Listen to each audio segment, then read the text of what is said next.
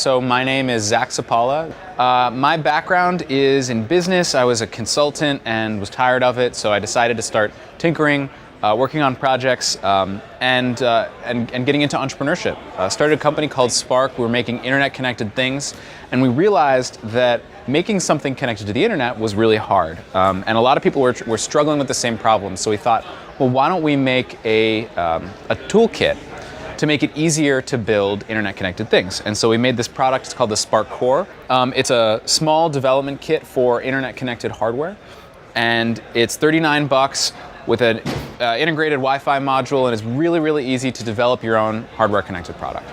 So we launched a Kickstarter campaign in May, and we just started shipping to backers 1 week ago.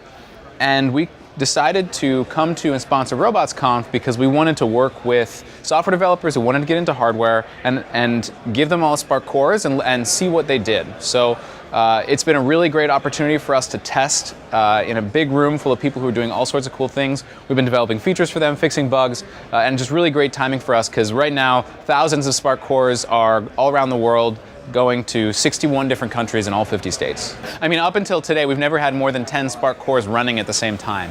And they've always been in our office. And all of a sudden now we've got 150, which we'd never done before. And next week it'll be 1,000 or 2,000 or 10,000. And so this is a great experience for us to kind of, kick up the scale a notch and see how it goes. Right now, we're really focused on just making it easier to make a connected thing. And like a lot of tools, if you look at like Node or Ruby on Rails or something, they start in maybe the hobbyist community. They're kind of rough around the edges, and you've got individual developers experimenting with them. But over time, they become better and better and better, and then they become professional tools, and big companies start using these same exact products. And that's what we want to do with the Spark Core, is say, well, today, it's a sort of a beta, it's rough around the edges, we're going to make it better and better, and we hope that in 3 months, 6 months, 9 months, it really starts to become an engineering tool that anyone can use regardless of whether you're an entrepreneur or you're an OEM, a big company making hardware products, or a software guy, a hardware guy. It doesn't matter. We just want to make it easier.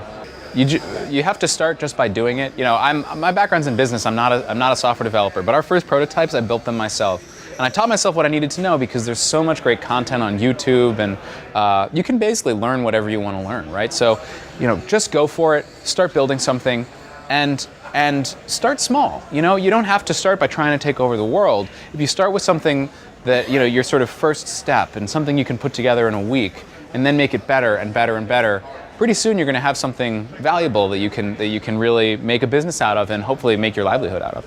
I think what we're doing here is proving to a lot of people without much experience that this stuff is actually easier than it seems, right? Hardware feels very scary because it's electrons, right? It's different from the software world, but really there's so many tools, including what we're doing, that make it achievable for someone with no experience at all to build something pretty cool in just a few hours. And if that's the case, then you can just go from there, right? If you can build something cool in a couple hours, then in a month or in 6 months or in a year, you can build something incredibly powerful. And that's what we want to convince people of. I think everything starts as a toy. A lot of incredible new technologies, they start with something sort of experimental and fun. Leap motion is a great example, right? Like, oh yeah, that's cool, you can fly something around using your hand, but where's the real value in that? But it's not going to be long before people are doing CAD software and modeling incredibly complex designs using that technology, right? So same thing goes here. Yeah, it starts out, it's playful, there's a lot of people experimenting here. But all of the same technology applies to sort of valuable consumer products that will make people's lives easier and better. I think the future is about taking the internet and bringing it to more things, more people, more areas of the world.